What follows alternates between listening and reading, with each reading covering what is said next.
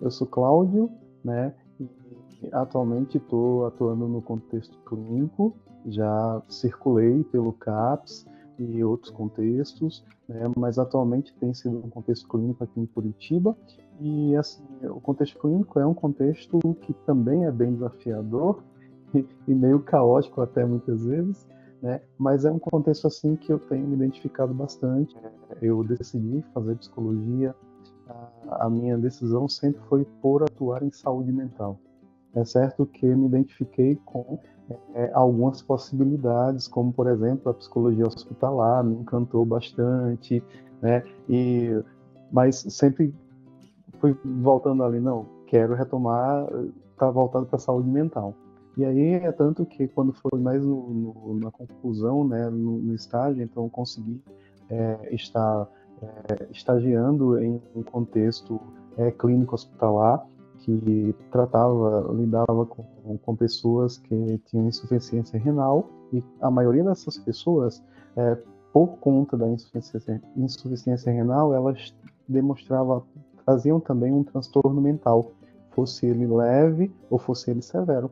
E ali foi um contexto realmente de experiência bem marcante, que isso foi amplificando cada vez mais, né, essa área que eu queria atuar. E atualmente tem sido realmente, e aí concluindo o curso logo, consegui ingressar no CAPS, trabalhei por alguns anos no CAPS, e realizei muitos projetos lá, e foi tanto que no meu trabalho com o CAPS foi que eu pude ali estar levando exatamente os encontros reflexivos, que era algo que até então o pessoal não conhecia, porque os psicólogos anteriores eram de outras abordagens, então não tinha, era uma abordagem mais metódica, mais, digamos que mais quadrada, mais desenhada. E aí, quando eu cheguei com a proposta ali no CAPS, né, de poder trabalhar o encontro reflexivo, possibilitando às pessoas, inclusive, a desmistificação dentro da sociedade do que significava o CAPS e para quem era o contexto CAPS.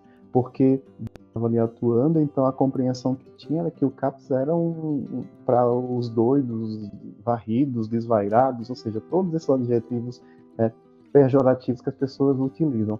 E aí, então, a gente foi levando essa proposta. E aí podemos ali trabalhar alguns aspectos, né, com os encontros reflexivos, e aí atualmente não tenho feito uso, né, no contexto clínico já é um contexto que não oferta mais essa possibilidade, mas volta e meia, quando a gente tem alguma abertura, a gente sempre leva essa proposta. Então, na minha visão, o encontro reflexivo ele tem uma imensa importância na prática clínica e também na psicoeducação, ou seja, são vertentes que são muito válidas e que o espaço do encontro reflexivo ele oferta essa forma de poder se conduzir, de se aproximar das pessoas que são demandantes, que são sofrentes, que necessitam de orientação e muitas vezes estão meio perdidas. E, na minha perspectiva, o encontro reflexivo ele oferta essa importância, porque amplifica esse contato seu com esse ser no mundo, que é o que a fenomenologia mais trabalha, né? Esse ser no mundo. Então, você não tira esse ser do mundo, você está disposto a traçar compreensões com esse ser, na forma dele se comunicar, na forma de vivência que ele vai trazendo, nesse partilhar de vivência que ele cada vez mais vai se desvelando. E aí, então, eu compreendo que o encontro reflexivo ele é muito potente para se trabalhar o acolhimento, a orientação e também a intervenção diante de sofrimentos, sejam eles severos, como no caso mesmo, um dos grupos reflexivos que nós desenvolvemos dentro do próprio CAPS, com pessoas ali, uma vez que a gente recebia pessoas que tinham transtornos severos e pessoas da comunidade que vinham ali para serem atendidas por diversas questões. Então, essas pessoas com transtorno severo, elas ficavam o dia todo conosco. Então, nós fazíamos muito uso do grupo reflexivo como uma ferramenta muito potente para trazer esse humano que está num transtorno severo e muitas vezes tem que dar medicação, tem que ficar dopado. Não. ele precisa ser cada vez mais liberto de toda e qualquer amarra que impeça ele de estar em contato, em afetação com a sua existência. Senão esse ser humano vai ser apenas um ser dopado, que não tem vivência nenhuma. Como eu mencionei anteriormente, então, na proposta que nós levamos ali, trabalhando junto ao CAPS, e aí começamos a trabalhar principalmente com a coordenação, que era meio que enrijecida, com os modelos anteriores, de psicólogos que já tinham passado ali, e aí então a gente foi dialogando bastante com essa coordenação e com o grupo de demais colegas, até porque eu não era o único psicólogo, né? Tinha outros psicólogos de outras abordagens e que também eram meio enrijecidos. E aí, então, a gente precisava de bastante diálogo para que elas compreendessem essa possibilidade de abordagem, de intervenção, que seria muito mais acolhedora para as pessoas sofrentes e demandantes. E aí, então, nós, inicialmente, começamos a trabalhar o grupo reflexivo com as pessoas que nós recebíamos diariamente ali no CAPS, que tinham transtorno severo, transtorno médio, e que ficava ali conosco o dia todo, né? Então eles chegavam de manhã e só saíam no final da tarde. Então nós tínhamos ali, principalmente quando era, cada psicólogo tinha o seu dia, e aí quando era o meu dia, eu sempre privava pelo grupo reflexivo com aqueles pacientes, que uma das perspectivas que foi assim bem impactante, um dos resultados que foi bem impactante dentro dessa experiência foi exatamente o quanto dentro do grupo reflexivo eles foram se apropriando da sua existência, porque até então qual era o olhar deles para si mesmo, que eles eram simplesmente, entre aspas e parênteses e tudo mais, doidos que tinham que ficar medicados, contidos, mesmo dentro de um espaço que propõe liberdade, como é, por exemplo, o formato CAPS. O formato CAPS é exatamente isso, para propor a essa pessoa demandante sofrente a liberdade e o contato direto, seja com a sociedade ou seja com a sua família. Porém, eles viam o CAPS ali como se fosse um refúgio, que eles iam ali para ficar contidos. E aí, dentro do grupo reflexivo, a gente ia trabalhando ali dinâmicas e o espaço que era dado para fala que eles tinham, então eles começaram a traçar outro olhar a respeito de si mesmos. Então isso para mim foi impactante porque a gente começou a tirar essas pessoas que tinham um transtorno severo, tirar e levar elas para realizarem ações juntamente com a equipe em escolas, no trânsito. Então eles, não, mas a gente não consegue, eu não consigo falar, as pessoas não vão me entender. E aí a gente ia passando essa perspectiva, e era onde? Dentro do grupo reflexivo. Era dentro desse encontro reflexivo que eles iam cada vez mais assumindo essa potência, que eles eram seres de direito e que poderiam sim realizar ações que seriam muito importantes e significativas para a sociedade. Então, esse foi um dos grupos reflexivos que nós realizamos ali, que trouxe resultados muito positivos. Outro grupo reflexivo, encontro reflexivo, que nós passamos a ver a necessidade de organizar, que foi o que nós chamamos de Versando a Vida. Então, esse grupo, né, encontro reflexivo, que era Versando a Vida, que a gente tinha uma vez a cada mês com a comunidade, aí a gente entrou em contato com a Igreja Católica, conseguimos o espaço de encontros comunitários da Igreja Católica, e aí começamos a anunciar, convidar as pessoas, escolas a participarem. E aí tivemos um bom retorno da sociedade, e ali então a gente ia trabalhando principalmente no grande grupo, e depois dividíamos em pequenos grupos reflexivos, onde a temática de saúde mental, de ansiedade, de angústia, de sofrimento, de falta, ia sendo trabalhada em cada grupo, livremente, por cada pessoa que ia trazendo a sua experiência, que ia partilhando. E aí a gente trazia sempre para eles a possibilidade, olha, você pode fazer, você pode falar, você pode se expressar através de uma música, através de um verso, se você gosta de escrever, através de um texto, de um livro que você está lendo, que tem muito significado para você, então você vai trazendo. Então, dentro de cada encontro, né, que a gente foi tendo, do Versando a Vida, a gente ficava impactado as possibilidades de crescimento que trazendo ali, principalmente algo que nós estávamos querendo desmistificar, que era exatamente o olhar da sociedade que se considerava saudável ou normal, o olhar que elas tinham sobre o CAPS. Então, muitos ali foram se dizendo, então não sabia que ofertava isso, que é a atenção para qualquer pessoa. Então, a gente foi podendo trabalhar essa vivência e essa compreensão através exatamente do grupo do encontro reflexivo e, consequentemente, também muitas pessoas ali da comunidade que não iam ao CAPS, que nunca tinham buscado um auxílio psicológico, viam ali no encontro Conversando a Vida uma forma de trazer mais tranquilidade à existência delas. Era um espaço onde elas eram ouvidas, era um espaço onde elas poderiam falar sobre aquilo que elas estavam sentindo, sem serem julgadas, sem sofrerem qualquer preconceito. O que é que o CAPS é? Para quem é? O CAPS é para qualquer ser humano que está se reconhecendo como necessário de acolhimento, né? Independente de como que a pessoa esteja passando. Uma vez que estávamos ali no CAPS, então começamos a ver um número muito alto, uma incidência muito alta de jovens, adolescentes jovens, buscando o acolhimento por conta de automutilação, por conta de ideação suicida e até mesmo de tentativa de suicídio.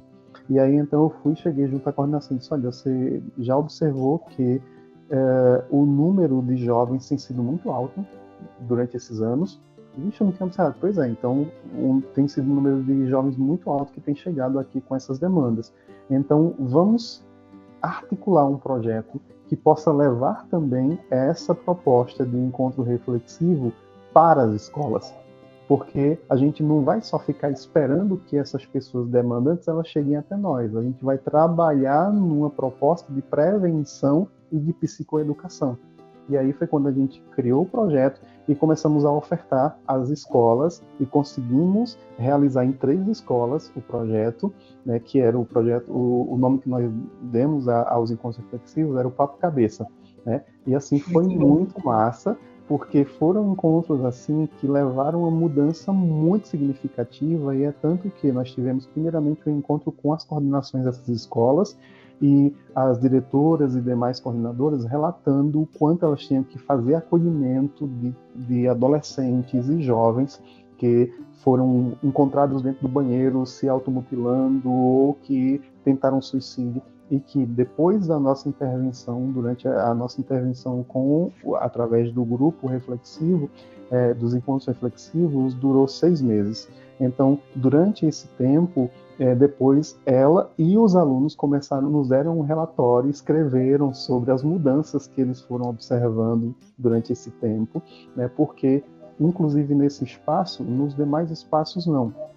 Tanto na intervenção que nós fazíamos no CAPS, quanto no Versando a Vida, a construção dos encontros não tinha uma participação direta do público-alvo. Mas já no Papo Cabeça tinha, porque nós dávamos a eles a oportunidade deles poderem ali e irem colocando numa caixinha quais assuntos que eles gostariam que o próximo encontro fosse abordar, fosse trazer. E aí, então, nós trazíamos ali uma abertura, uma dinâmica que trazia uma reflexão, um vídeo, uma música sobre aquela temática que eles escolheram. Depois nós fazíamos o grupão para que cada um pudesse estar dando ali a sua perspectiva, trazer a sua vivência, e aí depois organizávamos os pequenos grupos, e aí nós, como coordenadores, íamos passando lá para ir conduzindo, né? E assim, foi algo assim muito significativo que a gente conseguiu fazer, e o resultado que nós vimos, tanto através do relato da diretoria, quanto através do relato deles mesmos. O encontro reflexivo que nós realizávamos ali no CAPS com os pacientes, né, que estavam ali conosco durante todo o dia, então eram temas direcionados mesmo. Por quê? Porque como a gente convivia com eles ali no dia a dia, então a gente ia observando quais eram as temáticas que eram propícias para que nós pudéssemos estar abordando ali com eles e acolhendo a compreensão que eles tinham sobre aquela temática, né? Então era algo assim direcionado mesmo. Em relação ao grupo, ao Versando a Vida, né? Então a proposta era exatamente nós levarmos a essa comunidade essa desmistificação do CAPS e estarmos viabilizando a aproximação dessas pessoas com a saúde mental que o CAPS propunha, né? Esse acolhimento e esse cuidado com a saúde mental, o que muitas vezes a maioria das pessoas ali relatavam que nem paravam para atentar para essa importância.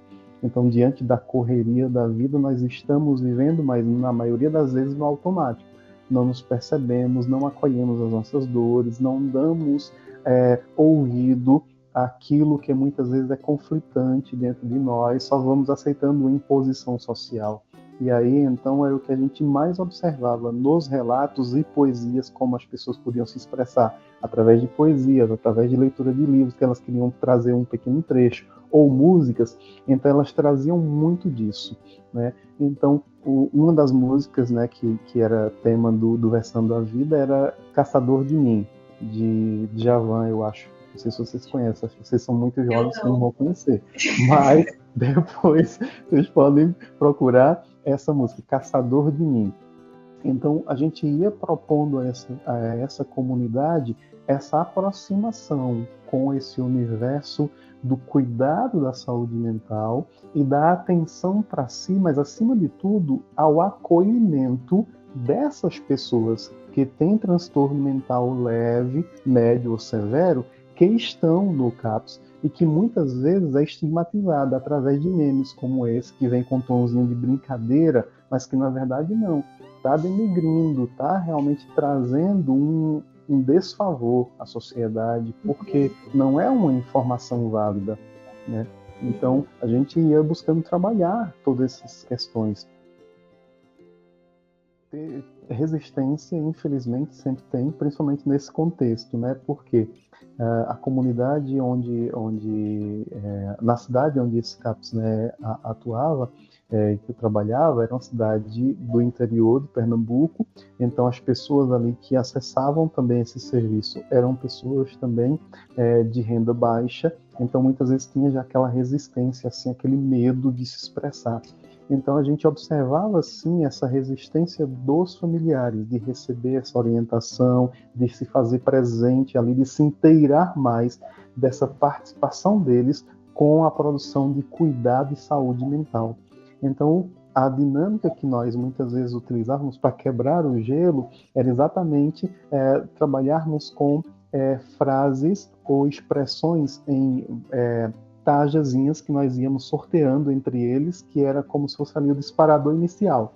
De repente, alguém, hoje a taja vai ser sobre como eu estou me sentindo. Hoje eu estou me sentindo, e aí a pessoa, eu estou me sentindo triste. Por que está sentindo triste? Então isso ia dando abertura para que fosse desenvolvida ali a conversa, né?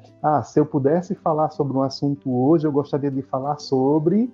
Aí, eu gostaria de falar sobre fome. Por que fome? Porque lá em casa a situação está assim, assado, tal. E aí a gente ia trabalhando e, inclusive, sinalizando, olha, tem tais dispositivos que você pode acessar e tal, tal, tal. Então, a gente ia buscando quebrar sempre com dinâmicas que fossem realmente, ofertassem para essa pessoa o acolhimento e elas fossem se sentindo cada vez mais tranquilas. Então, de início, sim, há uma resistência, mas aí, como profissional, você vai usando a sua mente criativa, né, para que você possa estar facilitando esse acolhimento e essa proposta de expressão das pessoas. O maior desafio, na minha compreensão, foi de construirmos essa reflexão do quanto essas pessoas, ou seja, a comunidade em si, ela tem importância nesse acolhimento de pessoas que estão enfrentando transtorno mental severo. Porque, mais uma vez, fazendo menção do meme, por exemplo, ou seja, mas é uma forma de brincadeira e tal, não sei o quê. Sim, porém, é totalmente desnecessária. É totalmente desnecessária. Pessoas que frequentam o CAPS ou que tem alguém que frequenta o CAPS, elas se sentem totalmente atingidas por essa brincadeirinha. Então, ter muito cuidado. Então, podermos conduzir a sociedade a essa compreensão, a gente viu que foi muito desafiador, porque aí, às vezes, até mesmo, infelizmente, os próprios profissionais que faziam parte ali da equipe, a gente via fazendo corpo mole, porque, não, vamos ficar aqui realizando só o acolhimento aqui hoje mesmo, não vamos para o trânsito, que a gente fazia também trabalho de conscientização do trânsito, íamos lá, fazia as faixas, fazia panfletagem no trânsito para desenvolver essa psicoeducação sobre esse acolhimento. E aí os próprios profissionais muitas vezes queriam, não, sair no sol quente e tal, né? Ou fazer muitas vezes uma ação com os próprios, o que a gente chamava do CAPS itinerante, né? Que a gente também realizava, que era onde é que vai ser a nossa ação hoje e o que é que nós vamos levar para essa comunidade, qual é a proposta de reflexão que nós vamos levar. E aí a gente foi trabalhando ali o CAPS itinerante. Então, muitas vezes, era a resistência da sociedade, daqueles que se dizem normais, bem entre aspas, ou dos próprios profissionais, que se propõem ali a estar trabalhando com essas pessoas e ofertar essa construção de saúde mental, mas que, ao mesmo tempo, não querem se comprometer totalmente.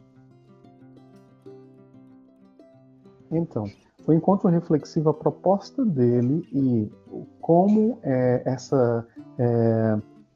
digamos que esse entrelaçamento, essa condução através da fenomenologia é exatamente por quê? Porque a fenomenologia ela oferta esse acolhimento desse humano dentro da sua existência.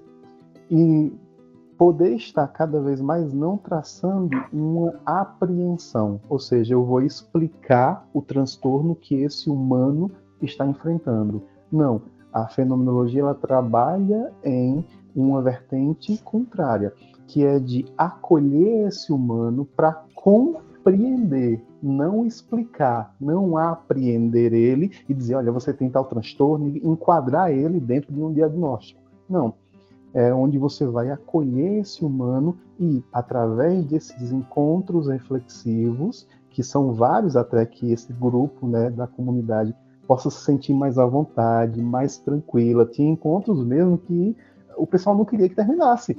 Mas, gente, já acabou já o programa. Não, mas vamos ficar mais aqui, vamos conversar mais. E aí a gente viu o quanto eles estavam se sentindo ali acolhidos. E isso era muito massa. Por quê? Porque a fenomenologia ela oferta exatamente esse marco de você construir uma aproximação de compreensão. A compreensão, até mesmo como, né, a fenomenologia ela olha muito também para essa questão da formação das palavras, das expressões, né? Então a compreensão é com o outro. É com o outro. E aí não é uma apreensão, a apreensão vem de fora. E aí muitas vezes o que a maioria das ciências elas querem exatamente estar desenvolvendo é uma apreensão, ou seja, eu sei qual é o transtorno que você sofre e eu sei qual é o caminho que vai lhe conferir saúde. E anula totalmente esse humano, tira ele totalmente do seu contexto de existência, ou seja, ele não é um ser no mundo, ele não é um ser que constrói a sua existência. Então ele fica muito no lugar de passividade. A fenomenologia existencial, ela possibilita exatamente esses encontros reflexivos e esse diálogo, porque ela vai sempre dar espaço para acolher esse outro, que eu não sei quem ele é, o que ele está passando. Eu sei que ele traz muito essa temática aqui, mas qual é a compreensão dele a respeito dessa temática? E aí, quando ele traz a compreensão dele, você partilha outras possibilidades de compreensão, aí começa a acender a luzinha ali. Vixe, eu nunca tinha pensado sobre isso. É verdade, então tem isso, exatamente. Ou seja, você pode agir dessa forma. Então a fenomenologia ela é muito mais aberta para esse acolhimento, pelo menos para essa proposta, né, de encontros reflexivos.